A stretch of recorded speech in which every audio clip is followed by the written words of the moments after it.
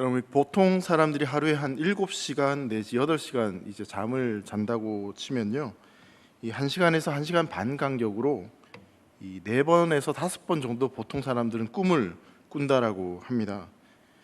여러분들 가운데 나는 참 꿈을 많이 꾸는데 라고 느끼는 분들도 있고, 나는 진짜 꿈을 안 꾼다라고 그렇게 생각하는 분들이 있을 것 같은데요. 근데 이건 사실 기억의 차이일 뿐, 보통 이제 성인 건강한 사람들은 다 그렇게 한 4번에서 5번 정도 꿈을 꾼다라고 그렇게 이야기합니다.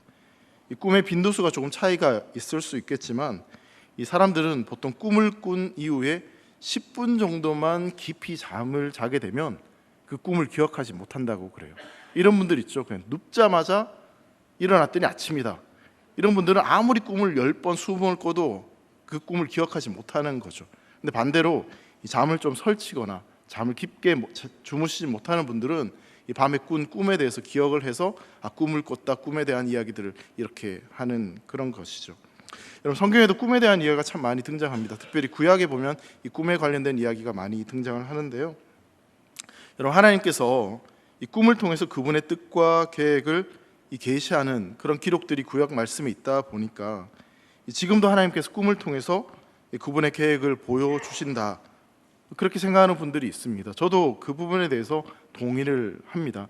하나님께서는 분명히 꿈을 통해서도 우리에게 계시하시고 또 말씀하실 수 있다라는 것이죠. 여러분, 그런데 이제 보편적으로 개혁주의 신학, 특별히 이제 우리 교회가 속해 있는 장로교에서는 이 모든 계시는 성경을 통해서 이미 완성되었다라고 그렇게 믿습니다. 그래서 이 구원과 삶에 대한 이 절대적인 기준은 오직 말씀이다라고 그렇게 인정을 합니다. 설령 사람들이 말하는 이 돼지 꿈, 용 꿈, 이런 꿈을 꾸어도 어떤 이야기를 하는 거냐면, 그런 길몽을 꾸었다 해도 하나님께서 나에게 로또 복권을 사라고 하셨다, 그렇게 믿지 않는다라는 것이죠. 여러분, 잠을 자다가 용 꿈 꾸실 수 있습니다. 너무너무 로또에 당첨받고 싶으시면 그게 너무 감정적으로 치우쳐져서 용 꿈을 꾸고 싶다는 생각을 계속 하시면 꿈을 꿀 수도 있어요. 근데 그렇다고 해서 용꿈 꾸었다고 해서 로또를 사는 하나님의 뜻이다, 계시다, 그렇게 받아들이면 안 된다는 거예요. 돼지 꿈도 마찬가지고요. 잉어를 잡았다거나 이런 것도 사실 마찬가지인 거죠. 여러분, 요셉의 삶을 우리가 지금 묵상하면서 저는 그 요셉에 대해서 좀 오해하는 부분들이 꽤 있었구나라는 것을 제가 깨닫게 됩니다. 요셉이 꾸었던 이 꿈에 대해서도, 그리고 요셉이 삶에 경험했던 그 하나님의 형통에 대해서도, 또 요셉이 받았던 여러 가지 유혹에 대해서도 우리가 좀 깊게 생각하지 못하고 놓쳤던 부분들이 꽤 있었구나라는 것을 보게 됩니다. 왜 그런 이제 오해를 하게 되고 또 왜 그것을 자세히 살펴보지 못했나라는 것을 좀 생각해 보면, 이 하나님께서 아브라함과 하셨던 그 구원의 약속이 요셉을 통해서 어떻게 이루어지는가에 대해서 우리가 초점을 맞추고, 그러니까 하나님께서 요셉의 인생을 어떻게 이끌어 가시는지에 거기에 초점을 맞추고 우리가 이 말씀을 살펴봐야 되는데, 요셉이 애굽의 총리가 되었다라는 그 결과에 너무 집중하다 보니까 그 과정 속에 있었던 하나님의 섭리와 인도하심에 대해서 놓치고 또 오해하는 부분들이 있었다라는 것입니다. 많은 사람들이 요셉이 어떤 사람이었고 그가 어떤 일을 했는가에 대해서는 주목을 하지만, 요셉의 생애, 그 인생 가운데 하나님께서 어떻게 요셉을 이끌어 가셨는지에 대해서 우리가 놓치는 경우들이 종종 있다라는 것입니다. 여러분, 요셉의 삶을 우리가 계속 한번 살펴보면 요셉은요, 어떤 측면을 보면 굉장히 수동적인 사람이었습니다. 스스로 움직이지 않고 뭔가 이끌려가는 그런 인생을 살았던 사람이었죠. 여러분, 요셉이 주어진 열악한 상황에도 이 하나님을 믿고 또 하나님이 함께하고 계신다는 것을 믿은 것 외에는 다 그냥 이끌려가는 그 상황에 치우쳐지는 그런 삶을 살았던 사람이 바로 요셉이었습니다. 그러니까 어떤 측면을 보면 하나님을 전적으로 신뢰하고 의지하고 믿고 그것이 요셉에게 가장 중요한 부분이긴 하지만, 요셉이 한 일은 뭐가 그렇게 특별한 게 있나라고 느껴질 정도로 그리 특별한 일이 보여지지 않는다라는 것이죠. 근데 또 재밌는 것은 이 요셉의 생애에서 발견되는 이 하나님도 어떤 측면에서는 굉장히 수동적으로 그렇게 보여진다는 것입니다. 여러분, 하나님께서는 요셉의 생애를 통해 한 번도 이 요셉 인생의 전면에 딱 나타나서 그렇게 말씀하는 장면이 이 요셉에 기록된 성경 말씀에 드러나지 않습니다. 여러분, 아브라함에게는 하나님께서 뭐라고 말씀하셨죠? 고향 본토 친척을 떠나라고 그렇게 말씀하셨어요. 그리고 이삭에게 나타나서는 리브가의 복중에 있는 두 아들 중에 둘째가 큰 자가 될 것이다 라고 그렇게 말씀하셨어요. 야곱에게 나타나서는 이 땅의 티끌처럼 자손이 많아질 것이다 그렇게 말씀하셨고, 세상이 흩어지게 될 것이란 그 약속의 말씀을 하셨습니다. 근데 요셉에게는 한 번도 하나님이 뭔가 진짜 짠 하고 나타나서 직접적으로 뭔가를 말씀하시는 그런 장면들이 잘 드러나고 있지 않다라는 거예요. 요셉이 꾸었던 꿈도 사실 하나님이 직접 말씀하신 것은 아니지 않습니까? 그러니까 요셉이 잠을 자다 꿈을 꾼 것이지 하나님 직접 꿈에 대해서 뭔가 말씀하신 내용도 아니었죠. 물론 이 요셉도 그렇고요, 보디발도 그렇고, 나중에 보면 이 바로도 이 하나님이 요셉과 함께 하셨다라고 그렇게 고백을 하고는 있지만, 하나님이 직접 뭔가 요셉에게 이렇게 해라 저렇게 해라 뭐 그렇게 하는 장면들이 성경에 잘 드러나고 있지 않다라는 사실입니다. 그러니까 요셉의 생애만 놓고 본다면 하나님이 요셉의 인생 뒤편에서 좀 숨어 계시는 듯한 그런 모습으로 보여진다라는 것이죠. 그러니까 아브라함이나 야곱의 때와 마찬가지로 요셉의 때에도 하나님께서 뭔가 확실하게 그 하나님의 뜻을 이루고 계신다는 것은 분명하지만, 조금 다른 측면에서 본다면 이 요셉에게는 하나님께서 뭔가 직접적으로 나타나서 그렇게 말씀하시는 내용들이 잘 드러나지 않는다라는 것입니다. 여러분, 우린 요셉을 꿈의 사람이라고 그렇게 알고 있습니다. 분명히 요셉은 꿈의 사람이 맞습니다. 요셉은 그가 꾸었던 두 번의 꿈 때문에 굉장히 큰 고난을 당하게 되죠. 그리고 또 그가 그 꿈을 해몽함으로 말미암아 그 고난의 수렁에서 빠져나오는 그런 경험도 분명합니다. 그래서 우리는 요셉을 꿈꾸는 사람이다라고 그렇게 부르는데요. 근데 사실 요셉을 꿈꾸는 자라고 부르는 것은 엄밀히 이야기하자면 이 성경에 나와 있는 그 표현은 그의 형제들이 요셉을 놀리기 위해서 했던 표현이 꿈꾸는 자가 오는도다 그렇게 표현한 내용입니다. 실제로 요셉이 꾼 꿈은 이 비슷한 내용으로 두 번 연속해서 이 꿈에 대해서 한 번밖에 등장하지 않습니다. 그러니까 요셉의 인생 전반을 기록한 성경 말씀에 딱 한 번 정도 그렇게 요셉이 꾼 꿈에 대해서 이야기를 하고 있다라는 것이죠. 그리고 그 꿈 때문에 17살 즈음에 이 자기가 꾼 꿈 때문에 요셉은 굉장히 큰 고난을 경험하게 되죠. 여러분, 요셉이 애굽의 노예로 팔려왔습니다. 그리고 보디발의 집에서 억울한 누명을 쓰게 되었고 이제 옥에 갇히게 되었습니다. 그로부터 약 10년 정도의 시간이 흐른 시점이 바로 오늘 본문 이 창세기 40장에 기록된 내용입니다. 여러분, 요셉이 17살의 노예로 팔려와서 감옥에 갇혔으니까 여러분 10년이 지났다면 지금 요셉의 나이가 몇 살쯤 되었을까요?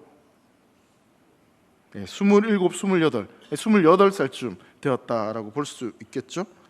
자, 참으로 다행스럽게도 그래도 이 요셉이 감옥에서 이 간수장의 어떤 인정을 받게 되었고, 그 앞에 내용들을 보면 요셉이 하나님과 함께함으로 형통했다, 하나님께서 형통하게 하셔서 그 감옥에서도 그 모든 재반 사무를 담당하는 그런 일을 요셉이 맡게 됩니다. 감옥에 오기 전에 보디발의 집에서도 동일한 그런 가정 총무의 일을 했는데 이 감옥에서도 동일하게 그런 일을 감당했다라는 것이죠. 자, 오늘 본문의 시작이 이렇게 시작되고 있습니다. 1절 말씀 보시면요, 그 후에 애굽 왕의 술 맡은 자와 떡 굽는 자가 그들의 주인 애굽 왕에서 범죄한지라 라고 이렇게 이야기를 하고 있습니다. 감옥에 있는 요셉에게 뭔가 새로운 국면, 새로운 일들이 시작되는 것처럼 그렇게 보여지는 말씀이 시작되고 있는 것이죠. 자, 여러분, 요셉이 감옥에 지금 들어와 있습니다. 근데 그 감옥에 애굽 왕의 음식을 관장했던 두 관원이 이 범죄를 저질러서, 어떤 범죄를 저질렀는지는 모르겠지만 감옥에 지금 들어오게 되는 것이죠. 10년 동안 뭔가 어떤 일도 일어나지 않았던 그 상황에 이제 10년쯤 지났을 때 뭔가 일이 벌어지게 되는 것이죠. 자, 40장 3절 말씀 보시면요, 그들을 친위 대장의 집안에 있는 옥에 가두니 곧 요셉이 갇힌 곳이다 라고 이렇게 성경은 이야기하고 있습니다.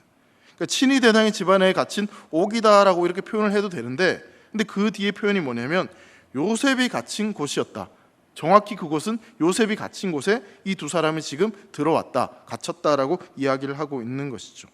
여러분, 창세기 39장 20절에 보면요, 요셉이 갇힌 그곳을 왕의 죄수를 가두는 곳이다 라고 그렇게 표현을 합니다. 근데 오늘 본문은 뭐라고 이야기하냐면 요셉의 갇힌 곳이다 라고 그렇게 표현을 하고 있죠. 그러니까 의도적으로 성경이 뭔가 지금 강조하고 있는 겁니다. 요셉이 옥에 갇혔기 때문에 요셉이 갇힌 그 옥에 지금 이 두 관원장이 들어오게 되었고 이 두 사람을 지금 만나게 되었다라고 성경은 지금 설명을 하고 있는 거죠.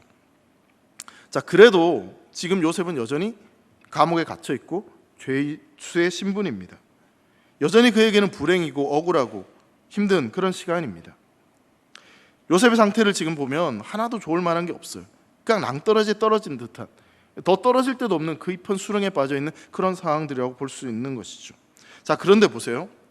요셉이 감옥에 있던 그 시점, 그 상황에 바깥에서 뭔가 일이 벌어지고 있는 겁니다. 바깥에서 굉장히 중요한 사건이 벌어지고 있는 거예요. 여러분, 감옥에 들어온 이 두 관원은요, 느헤미야처럼 이 메대 바사자국의 관원처럼 이 바로를 가장 가까이에서 모시고 섬겼던 굉장히 고위층에 있었던 관리였습니다. 굉장히 신임받는 사람들이었어요. 그들이 정확히 어떤 죄를 저질러서 감옥에 들어온지는 모르겠지만 굉장히 감옥 안에서 고되고 힘든 시간을 살았던 이 요셉을 지금 이들이 감옥에 들어와서 만나게 되는 것이죠. 감옥 밖에서 이 사람들이 범죄를 저질러서 이들이 지금 감옥 안으로 들어오게 되는 그런 상황이 지금 되었던 것입니다. 요셉은 굉장히 억울하게 감옥에 들어오게 된 것이지만 오늘 본문에 등장하는 이 두 사람은 무엇인가 큰 죄를 저질러서 범죄를 했기 때문에 감옥에 들어온 것이 분명합니다. 여러분, 이 두 관원장이 감옥에 들어온 이유가 그냥 단순히 왕의 심기를 뭔가 건드렸기 때문에 감옥에 들어온 것은 결코 아닌 것 같습니다. 가장 최측근이었고 가장 고위직에 있었던 사람이었습니다. 술을 따르고 빵을 관리하는 이런 관리들은 이 당시에 왕의 목숨과 관련된 그런 일을 하는 사람들이었기 때문에 웬만해서는 이 감옥에 들어갈 그런 일이 없었기 때문에 그런 거죠. 거의 영모 사건이 아니고서는 이 최고층에 있는 권력자들이 감옥에 들어갈 일은 없었다라는 것입니다. 여러분, 떡을 굽는 관원장은 단순히 떡을 만드는 사람이 아니라 사실 왕의 음식을 관리하는 그런 사람이었습니다. 따라서 왕에게 가장 신임을 받는 그런 사람이었다고 볼 수 있는 것이죠. 이 마치 왕에게 바치는 음식을 먼저 먹는 우리 조선시대 보면 기미상궁과 같은 그런 일을 하는 사람이 바로 이 떡을 굽는 그런 관원장이었습니다. 술 맡은 관원장은 잔치가 있거나 어떤 연회가 베풀어질 때 그것을 다 주관하는 사람이었어요. 오늘날로 본다면 의전 비서관 같은, 그러니까 굉장히 중요한 일을 하던 사람이었다라는 것이죠. 자, 이 두 관리가 어떤 영모 사건과 관련되어 있는지 정확히 알 수는 없지만 나중에 한 명이 즉결 처형을 받는 것으로 봐서는 결코 가벼운 죄는 아닐 것이다라고 추측해 볼 수 있는 것이죠. 자, 이들이 감옥에 들어오긴 했지만 정확하게 어떤 죄를 지었는지 거기에 대한 판결이 정확히 내려진 것은 아니었기 때문에 이 성경은 뭐라고 이야기하냐면 4절 말씀 보면요, 친위 대장이 요셉에게 그들을 수종들게 하며 요셉이 그들을 섬겼더라. 최고층에 있는 관리직에 있었던 사람들이었기 때문에 감옥 안에 들어와서도 약간의 특혜를 받는 것처럼 보여집니다. 그리고 이들을 섬기는 사람으로 누구를 세웠냐면 그 감옥 안에서 가장 신뢰하고 가장 일 잘하는 요셉을 세웠다라고 성경은 지금 이야기하고 있는 것이죠. 자, 친위 대장이 지금 요셉에게 이 두 사람을 시중들도록 그렇게 지금 이야기를 하고 있습니다. 요셉이 전혀 생각하지도 못했던 일이 그 감옥 안에서 또 지금 이루어지고 있습니다. 이 두 사람이 감옥에 들어올 것이라고 단 한 번도 생각해 보지도 못했고, 그리고 이 두 사람이 들어왔을 때 그 사람을 시중들 것이라는 생각도 요셉은 전혀 하지 못했을 것입니다. 여러분, 요셉이 감옥에 있는 것은 인생의 가장 밑바닥을 경험하는 그런 참혹한 시간들입니다. 자, 그런데 여러분, 하나님께서 이 절묘한 섭리를 통해서 요셉이 감옥에 있었던 그 순간 바깥에서 이 두 사람이 범죄하는 것을 통해서 감옥에 들어가게 하시고, 그리고 그 감옥에서 요셉을 만나게 하십니다. 여러분, 섭리라는 것이 무엇이겠습니까? 그것은 무엇을 예비한다, 그런 의미를 담고 있습니다. 여러분, 택한 하나님의 백성들에게는 일어나는 그 모든 일들이 결코 우연처럼 일어나는 일 없습니다. 왜냐하면 그 모든 것에는 하나님의 뜻과 하나님의 계획이 있기 때문에 그렇습니다. 그리고 하나님은 그 모든 뜻을 이루어 가시는 분이십니다. 잠언 16장 9절 말씀 보면 이렇게 말씀합니다. 사람이 마음으로 자기의 길을 계획할지라도 그의 걸음을 인도하시는 일은 여호와시니라 라고 말씀을 하고 있습니다. 여러분, 요셉의 인생을 이끌어 가시는 분, 요셉이 감옥에 있다 할지라도 그 삶을 붙드시는 분이 누구입니까? 바로 하나님이십니다. 그 하나님의 섭리 가운데 이 두 사람을 만나게 되고 감옥에서도 그런 상황들을 경험하게 되는 것이죠.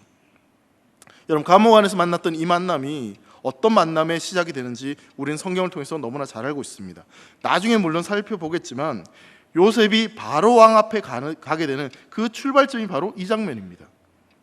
뿐만 아니라 요셉을 통해 야곱의 가문이 이 기근에서 구원을 받게 되는, 생명을 얻게 되는 그런 사건의 계기가 되는 것이고, 장차 출애굽하는 배경이 바로 여기에서부터 시작된다라고 볼 수 있는 것이죠. 사랑하는 성도 여러분, 우리 인생들이 우리가 계획하지 못하고 우리가 예기치 못하는 그런 여러 가지 사건들이 우리 인생 가운데 일어날 수 있습니다.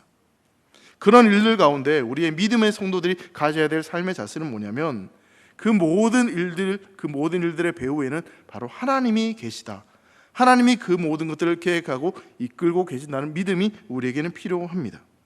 물론 그 상황들이 일어났을 때 왜 이런 일들이 일어났는지, 그 모든 일들을 이해하기는 결코 쉽지 않습니다. 누군가는 이렇게 말할 수도 있을 것 같습니다. 감옥 안에서 요셉이 그렇게 성실했기 때문에, 아니면 우연히 그렇게 된 것이라고 말할 수 있겠죠. 하지만 저는 이 모든 것은 분명 하나님의 섭리와 하나님의 신비한 역사라고 믿습니다. 왜냐하면 요셉의 인생은 하나님이 함께 하시는 형통한 인생이었기 때문에 그렇습니다. 하나님은 요셉을 잊지 않으셨습니다. 요셉이 감옥에 있다 할지라도 하나님은 요셉을 잊으신 것이 아닙니다. 여러분, 우리의 신앙에 있어서 우리의 신앙은 굉장히 단순합니다. 여러분, 세상은 굉장히 복잡한 것처럼 보여지고 세상은 늘 변화하는 것처럼 보여지지만, 그 복잡하고 그 변화하는 세상 속에서 믿음의 성도들이 이 세상을 대하는 방식은 굉장히 단순합니다. 여러분, 그 단순한 게 무엇인지 아십니까? 하나님은 나를 잊지 않으시고 내 삶에 하나님은 여전히 일하고 계신다는 믿음.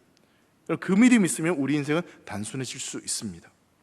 한번 따라해 볼까요? 하나님은 나를 잊지 않으시고 하나님은 여전히 내 삶에 일하신다. 여러분, 믿으십니까? 하나님은요, 절대로 여러분들을 잊지 않으십니다. 왜 그런지 아십니까? 하나님의 아들 예수 그리스도의 그 피로 말미암아 구원받은 사람들이기 때문에, 하나님이 가장 사랑하는 그 아들 예수 그리스도의 피, 그 보혈로 구원받은 자들이기 때문에 하나님은 잊을래야 잊을 수가 없습니다. 하나님이 가장 사랑하시는 그 예수 그리스도의 그 보혈의 피로 말미암아 우리가 구원받았고 살아가는 삶이기 때문에 하나님은 우리의 삶에 너무나 큰 관심을 가지고 계시고 우리 인생을 지켜보고 계신다는 사실을 꼭 믿으시기를 간절히 소망합니다. 우리는 하나님을 잊을 수 있을 때도 잊고 살 때도 있습니다. 하지만 은혜를 베푼 그 하나님은 우리를 절대로 잊지 않으십니다. 자, 그렇게 이들이 감옥에 들어왔습니다. 근데 감옥에 그들이 갇히고 며칠이 지나고 난 뒤 그들의 얼굴을 요셉이 보니까 두 사람의 얼굴이 근심이 가득한 것을 보게 됩니다. 6절 말씀인데요, 아침에 요셉이 들어가 보니 그들에게 근심의 빛이 있는지라 라고 말씀하고 있죠. 여러분, 한번 생각해 보자고요. 고위 관리였던 사람들이 정확히 무슨 일인지 어떤 범죄를 저질렀는지는 모르겠지만 감옥에 지금 갇혀 있습니다. 그리고 왕이 당장이라도 죽여라 명령을 내리면 이들의 목숨은 댕강 날아갈 수 있는 그런 상황입니다. 자, 그렇다면 감옥에 있는 이들이 어떤 기분일까요? 좀 잔인한 상상이긴 한데 여러분들이 그 상황이라면 웃고 다닐 수 있겠습니까? 하루하루 불안하고 초조하고 내일이 어떻게 될지 모르는 그런 상황이지 않겠습니까? 그러면 얼굴 표정이 어떻게 되겠습니까? 불안한데, 염려가 가득한데 근심이 가득할 수밖에 없죠. 걱정이 가득할 수밖에 없지 않겠습니까? 그 사람들이 가서 아니 오늘 왜 그렇게 얼굴에 근심이 가득하십니까? 라고 물으면 야, 너 같으면 지금 웃을 수 있겠냐? 지금 이 상황이 어떻게 웃을 상황이야? 그렇게 따지지 않겠습니까? 여러분, 불안과 두려움으로 인해 이들의 얼굴에는 근심이 항상 가득할 수밖에 없는 그런 상황들이었다라는 것이죠. 근데 이건 사실 요셉도 마찬가지입니다. 요셉도 굉장히 억울하게 지금 감옥에 갇혀 있고 그 오랜 시간 감옥에서 지금 힘든 시간을 보내고 있는데 이 불평이 나올 수밖에 없고 원망스러운 그런 상황일 수밖에 없는 거죠. 저라면 그랬을 것 같아요. 하나님, 왜 제가 이런 수모와 이런 고통을 당해야 됩니까? 아니 제가 도대체 뭘 잘못했길래 노예로 팔려온 것도 억울해 죽겠는데 주인을 위해 주인 아내의 요구를 거절하고 그랬더니 이 감옥에 갇힌다니, 도대체 하나님 나한테 왜 이러십니까? 형통한 인생이라고 하셔놓고 왜 이렇습니까? 저 같으면 그렇게 하나님 앞에 좀 따졌을 것 같아요.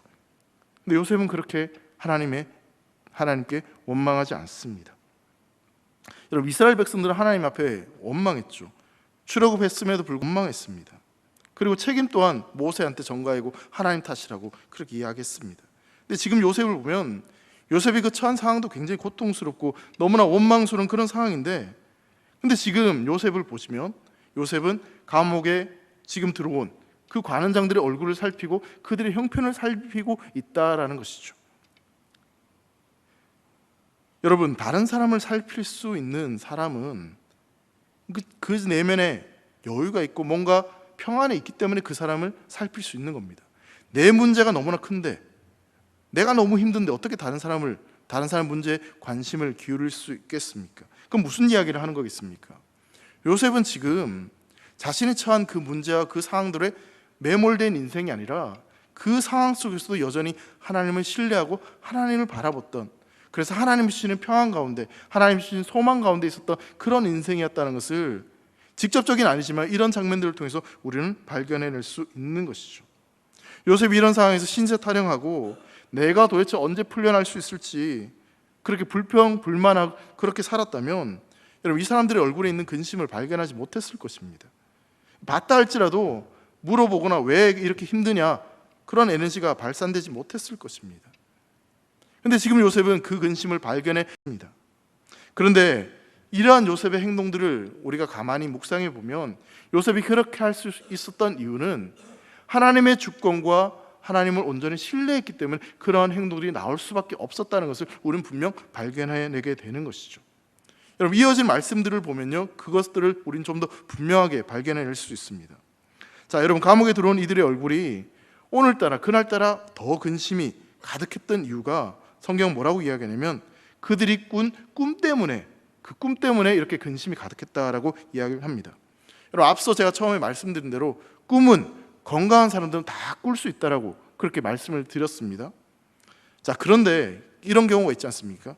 오늘따라 이 잠자리가 좀 뒤숭숭하다, 어른들이 그렇게 말을 많이 하시는데 이 꿈자리가 좋지 않았다, 그런 표현을 하실 때가 있죠. 자, 그런데 저는 이 부분에서 좀 이런 생각이 좀 들었어요. 하나님이 굳이 이 하나님을 알지도 못하는 애굽의 이 관리들에게 그들의 운명을 미리 꿈으로 보여주실 이유가 도대체 어디에 있나? 이들은 하나님을 모르는데 굳이 왜 그들의 운명을 꿈을 통해서 보여주시지? 하나님 왜 그렇게 하시지? 라는 생각이 좀 들었어요. 만일 그 꿈이 그들만을 위한 것이라면 꿈꾸는 것도 해석하는 것도 그리 큰 의미는 없는 것 같습니다. 그리고 그 꿈 내용을 들어보면 한 사람은 좀 길몽 같고 한 사람은 흉몽 같고 굳이 그걸 해석하지 않아도 어느 정도는 알 수 있는 그런 꿈이었어요. 꿈은 비록 그들이 꾸었지만 여러분, 그 꿈을 해석하고 그 꿈을 꾼 사람들을 만남을 통해서 요셉의 인생이 어떻게 달라지는지 우리는 성경을 통해서 나중에 살펴볼 터인데, 결국은 이 관원들에게 꿈을 꾸게 한 뜻은 요셉을 위해서 하나님께서 그렇게 꿈을 꾸게 하셨다라는 결론을 우린 발견하게 되는 것이죠. 여러분, 요셉은 꿈 때문에 사실 노예로 팔려왔고요, 꿈 때문에 죽을 뻔했습니다. 그리고 이제 그 꿈 때문에 결국은 억울하게 지금 감옥에 갇혀있는 시대가 되었죠.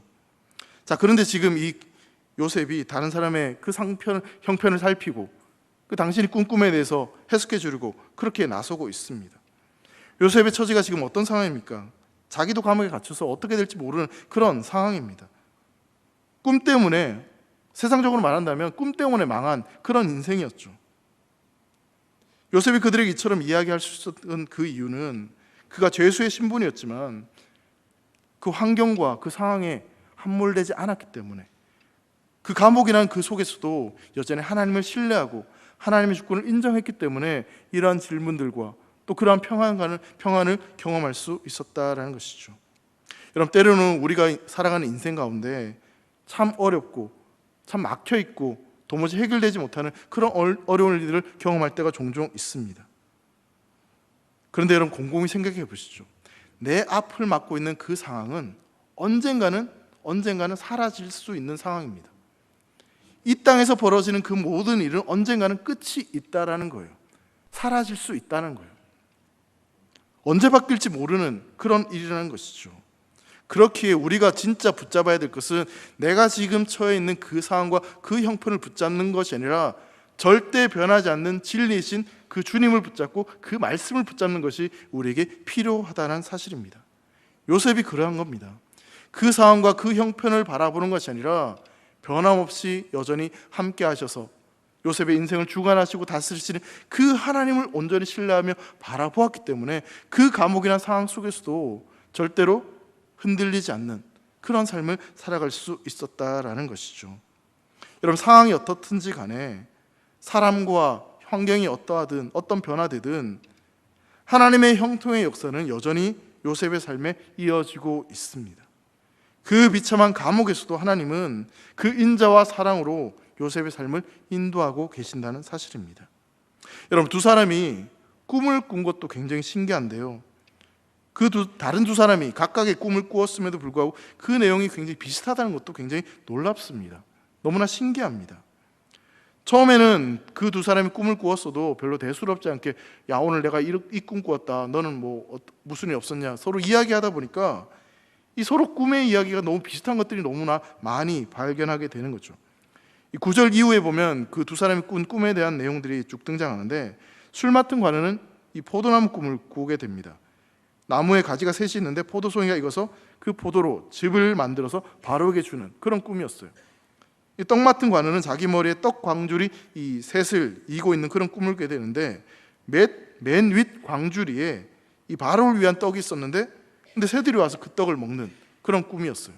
이 두 사람 중에 한 사람은 뭔가 좋은 일이 있을 것 같고, 한 사람은 새들이 쪼아 먹었다고 하니까 뭔가 불길한 그런 생각이 들지 않습니까? 근데 이들이 처한 상황들 때문에 사실은 이 꿈에 대해서 굉장히 좀 뒤숭숭하고 이 꿈이 도대체 뭘 이야기하는지 너무나 궁금했을 거예요. 이들이 감옥에 들어오지 않았다면, 이 왕궁에 있었다면 그 꿈을 해석할 수 있는 사람들이 참 많았을 것입니다. 왜냐하면 당시에는 그 꿈을 해석하는 사람들이 어떤 과학자들이나 주술사들이 있었기 때문에. 근데 감옥에 있다 보니까 도무지 이 꿈에 대해서 답답한데, 이 꿈이 뭘 이야기하는지 모르겠는데 해석할 길이 없는 거예요. 그러니 너무나 근심이 있고 이게 도대체 무슨 일인지, 내일 일이 모르는 그런 상황들과 다 맞물려서 굉장히 마음이 힘들었던 거죠. 자, 근데 그 순간에 요셉이 나타나서 이야기하는 거죠. 우리가 꿈을 꾸었는데 도무지 이 꿈을 해석할 사람이 없다. 그때 요셉이 뭐라고 이야기합니까? 8절 하반절인데요, 여러분 한번 같이 읽어보겠습니다. 시작. 요셉이 그들에게 이르되 해석은 하나님께 있지 아니하나이까? 청하건대 내게 이르소서. 여러분, 요셉이 지금 이 두 사람한테 진짜 너무나 당당하게 이야기를 하는 겁니다. 꿈을 꾸게 하시는 분도, 그리고 그 꿈의 뜻을 알리는 분도 누구라고 지금 이야기하고 있습니까? 하나님입니다. 아무리 이들이 감옥에 있지만 여러분, 이들은 최고의 권력을 가지고 있었던 사람들이었어요. 그리고 이 두 사람을 섬기는 그런 일을 했다고는 하지만 이 두 사람들 앞에 지금 그 꿈 하나님이 해석할 수 있습니다, 이렇게 당당하게 이야기하는 것이 결코 쉬운 일은 분명 아니었을 것입니다. 여러분, 나중에 요셉이 바로 앞에 섰을 때 그때 바로와 나누었던 그런 대화 장면이 있는데, 바로가 요셉에게 너는 꿈을 들으면 능히 푼다 하던데 정말 맞느냐라고 그렇게 묻습니다. 근데 그때 요셉이 뭐라고 이야기하냐면, 내가 아니라 하나님께서 바로에게 편한 대답을 하십니다라고 이야기해요. 41장 16절에 이렇게 말씀합니다. 요셉이 바로에게 대답하여 이르되 내가 아니라 하나님께서 바로에게 편안한 대답을 하시리이다라고 이야기합니다. 이 관리들 앞에서도, 그리고 바로 앞에서도 분명히 지금 요셉이 뭐라고 고백하고 있습니까? 그 꿈을 해석할 수 있는 분은 누구라고 지금 말하고 있죠? 하나님만이 그 꿈을 해석할 수 있습니다 라고 이야기합니다. 요셉이 지금 너무나 겸손해서 자기가 꿈을 해석할 수 있는 능력이 있음에도 불구하고 하나님이 하십니다, 겸손한 표현으로 지금 이야기를 하고 있는 것이 아닙니다. 꿈을 해석할 수 있는 능력이 있는데 그걸 감추고 지금 그런 이야기를 하는 것도 결코 아닙니다. 내가 꿈 해몽해 드리죠, 내가 전문가입니다, 내가 꿈꾸는 사람이라니까요, 그러면서 내가 꿈 해결해 줄게요, 그렇게 이야기하는 게 아니죠. 여러분, 정말로요, 요셉은요 자신이 말한 그대로 그 꿈을 해석할 능력이나 실력이 요셉에겐 없습니다. 만일 뭔가 딱 들어맞는 뭔가 해석을 한다 할지라도 그 사람의 어떤 심리적 상태나 여러 가지 것들을 전반적으로 고려했을 때 꿈은 이런 얘기입니다, 여러분 그렇게 말한다 할지라도 그 꿈을 해석할 수 있는 능력은 요셉에게는 없습니다. 요셉에게는 분명히 그 꿈을 해석할 수 있는 능력이 없다. 요셉이 스스로 고백했던 것처럼 여러분 그 꿈을 해석하는 일은 하나님만이 하실 수 있는 일입니다. 그렇다면요, 요셉의 삶도 마찬가지입니다. 요셉이 왜 나를 이렇게 고난 가운데 있게 하시는지, 왜 내가 이렇게 힘든지 하나님 앞에 원망하고 불평하고, 여러분 그건 요셉이 처한 상황을 보면 그렇게 할 수 있습니다. 그런데 애굽의 총리가 된 게 내가 그것을 참고 견뎌서 그래서 내가 애굽의 총리가 되었어, 이렇게 말할 수 없다라는 거예요. 여러분 요셉이 애굽의 총리가 되기 위해서 한 일이 뭐가 있습니까? 여러분 성경을 한번 잘 살펴보세요.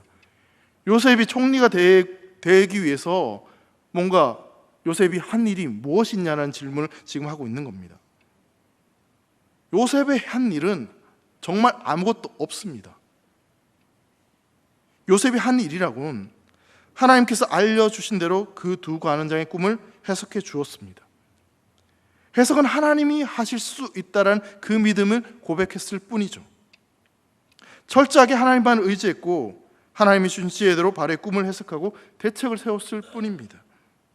이것이 과연 총리가 될 만한 어떤 공작이라고 볼 수 있겠습니까? 그렇다고 요셉이 총리가 될 어떤 꿈을 꾸고 호시탄탄 뭔가 감옥에서 빠져나갈 그런 계획들을 세운 것도 결코 아니었습니다. 물론 억울했기 때문에 감옥에 나오고 싶은 마음은 간절했을 것입니다. 성도 여러분, 고난 가운데서 애굽의 총리가 된 이 요셉의 이야기는 정말 신비하고 정말 놀라운 이야기입니다. 하지만 이 요셉의 이야기는, 요셉이 꾼 꿈의 이야기는 결코 요셉의 영웅담이 될 수는 없습니다.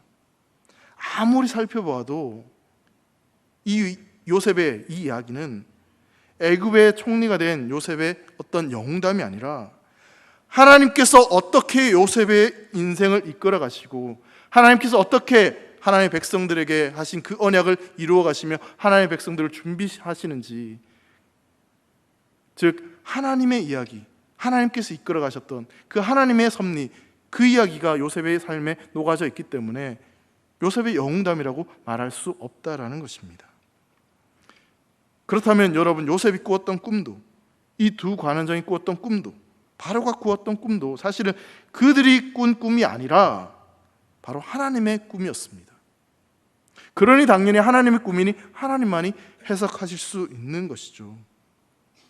요셉은 그 감옥에 있는 그 모든 순간, 그 어려운 순간 아무것도 계획할 수 없었습니다. 아무런 희망도 가질 수 없었습니다. 아니, 그가 어떤 계획을 하거나 준비를 한다고 해서 자기 마음대로 뭔가가 이루어질 가능성은 조금도 보여지지 않습니다. 그런데 여러분, 곰곰이 생각해 보면요, 아무런 소망도 없고 아무런 계획도 할 수 없는 그 상황, 어쩌면 그런 상황들이 바로 우리의 상황처럼 느껴지는 그런 삶의 순간들이 우리도 있습니다. 그러기에 요셉이 감옥에 있었던 그 순간 속에서 아무것도 할 수 없었던 그 이야기가 우리에게 위로가 되고 우리에게 힘이 되는 것이죠. 왜 그렇습니까? 아무것도 할 수 없었던, 정말 아무것도 소망할 수 없던 그 순간에도 여전히 하나님이 일하고 계셨기 때문에, 그렇다면 지금 내가 처한 그 상황 속에서 내 인생이 아무것도 소망할 수 없고 아무것도 계획할 수 없는 그 상황 속에서도 여러분들 인생 가운데 누가 일하고 계신다고 우리가 누가 일한다고 여러분 믿으시겠습니까? 하나님이 여러분들의 인생 가운데 일하고 계심을 믿으시기 바랍니다. 굉장히 저를 좀 아끼고 또 관심이 많은 분들이 요즘 들어서 그런 질문들을 많이 하세요. 앞으로 목회를 도대체 어떻게 할 것인지. 정말 점점 목회 환경이 코로나 때문에 힘들어졌는데 어떤 계획을 하고 계신지라고 많은 분들이 질문을 하세요. 제가 진짜 그런 질문을 받으면 저도 곰곰이 나름대로 생각을 하는데 어떻게 대답해야 할지 잘 모르겠습니다. 제가 열심히 한다고 했지만 지나고 나서 보니 저는 여기까지 지금 왔어요. 제가 뭔가 계획하고 준비해서 뭔가 그렇게 해서 사실 온 것이 아니라 그냥 그 순간순간 하나님을 위해서 그 맡겨진 사명들을 그냥 열심히 하고 하다 보니 하나님께서 결국 제 삶을 여기까지 인도해 주셨던 거죠. 그래서 저는 지금 제가 있는 그 자리, 이 자리가 너무너무 행복합니다. 그래서 곰곰이 돌아보니 그땐 몰랐는데 그 순간순간 하나님이 내 인생을 돌보시고 만지시고 그렇게 일하셨던 그 삶의 흔적들을 순간순간 발견하게 되는 것입니다. 요셉의 생애도, 요셉의 삶도 여러분 곰곰이 한번 생각해 보시죠. 어쩌면 하나님이 요셉의 인생 가운데 확 드러나지는 않는 것처럼 보여지지만 그 요셉의 인생 가운데 하나님은 순간순간 아주 세밀하게 섬세하게 그 인생을 이끌어 가셨습니다. 그래서 결국 하나님이 계획하신 그 뜻대로, 그 약속대로 요셉의 인생을 세워가시고 총리가 되게 하시고 그 언약을 이루어 가셨습니다. 여러분, 우리가 사실 힘든 이유는요, 그 하나님의 계획을 모르기 때문에, 그래서 사실 힘들죠. 또한 내 욕심, 내 생각대로 자꾸만 살고 싶은 마음들이 있으니 그러니 사실 어렵고 힘든 순간들이 있을 것입니다. 여러분, 우리 인생 가운데 어렵고 힘들 때, 어떤 일이 해석되지 않을 때 그 순간 하나님께 초점을 맞추고 하나님을 바라볼 수 있는 사랑하는 대길의 모든 성도 되시기를 주의 이름으로 축원합니다. 여러분, 우리 인생은요, 우리의 손이나 세상에 달려있는 것이 아니라 하나님께 달려 있습니다. 이 두 가는자의 꿈을 해석해 준 것도, 요셉의 꿈을 이루어 가신 것도 하나님이십니다. 여러분, 우리 인생도 마찬가지입니다. 우리 인생을 회복시키시고 우리 인생을 이끌어 가시는 분은 오직 하나님 한 분밖에 없습니다. 내가 아니라 하나님의 계획 가운데 그 하나님의 손에 우리 인생이 달려 있다는 사실이죠. 때론 혼자 너무나 버겁고 너무나 힘들게 살아가는 것처럼 보이지만 여러분, 우리 인생을 곰곰이 돌아보면 그 모든 순간순간에 하나님께서 우리 인생을 만지시고 돌보시는 하나님의 흔적들이 있었습니다. 그렇게 우리 인생을 이끌어 가신 하나님은 앞으로 우리의 삶에 살아가는 모든 자리에도 그렇게 우리 인생을 만지시고 터치시고 그 하나님의 흔적들을 남겨주실 줄 믿습니다. 어쩌면 지금 이 순간이 여러분들 하나님이 만지시고 하나님이 터치하시고 그 하나님의 일하심의 그 흔적들을 남겨주실 그런 시간이 될지도 모르겠습니다. 그러하기에 겸손한 마음으로 우리 주님을 바라보며 기도하며 나아갔으면 좋겠습니다. 기도하는 순간에 하나님이 내 마음을 만지시고 회복시키시고 치료하시고 그리고 내 인생 가운데 소망을 주실 그것을 기대하며 오늘 기도하며 찬양하며 나아가는 그런 시간이 되었으면 좋겠습니다.